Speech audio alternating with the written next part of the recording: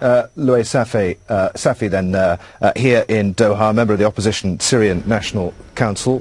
What do you make of what you just heard? Well, what we heard is just this is piece of the disinformation campaign to confuse the public in Syria and to deflect criticism from the outside. The only people who are using weapons are the Shabiha. These are paramilitary group affiliated with the security used to stage fighting and provide a pretext for the security forces and the military to intervene. And most recently we started to see some defectors from the military, those who have been ordered to shoot civilians. Some of them couldn't take those kind of orders and started to fight, those who are giving them the orders. But the demonstrators have been peaceful from day one. For 8 months now they have been demonstrating. All the footages that we have show that really these are peaceful people coming out without any weapons, with only signs protesting the regime and asking most recently for its downfall. We began by asking Bassam Abu Abdallah why the Assad regime had not implemented the deal that they signed up to in Cairo last week. I put it to you that it perhaps shows that it is not the government, it's the military that's running the show in Syria, the security services, and that they will do whatever they want, regardless of what initiatives the government signs up to. That's true. From the beginning we noticed that the security chiefs were running the show.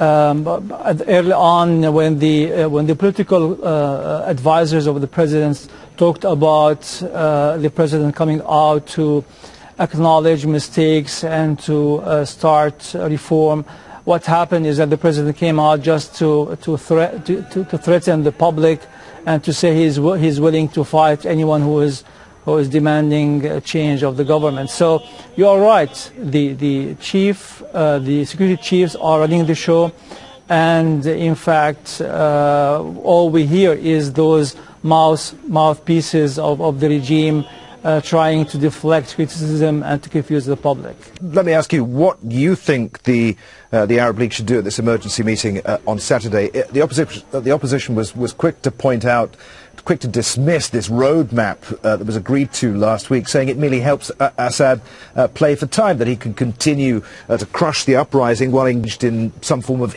ill-defined dialogue. What do you want to see coming out of Saturday's meeting? Before answering this question, allow me to respond to 2 points made by your guest.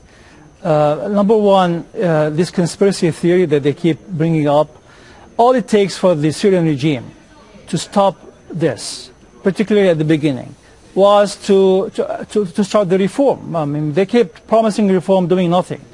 Number two, I mean, if this is a conspiracy and the regime is nice, trying to apply democracy, why don't they allow the media to come and report to the public? Media, even Russian media. I mean, they haven't allowed anybody, not only Arab media and Western media, but even media from Russia. They didn't allow it to come in and to report the news from inside Syria. So I think there is a lot of disingenuity in the statement that was made by your guest from Damascus. The regime is a dictatorship, is not allowing people to form parties, there is no freedom of expression. Okay. All right. So, and that's very known by everybody now. Very briefly, because we're running out of time, what do you want to see the Arab League do? Arab League, I mean, what we expect at this point really is the Arab League to declare the Syrian regime in violation of its commitment. They say they will implement those conditions put to them. They implemented nothing. For the last 3 days, Homs has been bombarded heavily by rocket launchers and artillery, and that's really, this escalation started after the Syrian regime made the commitment.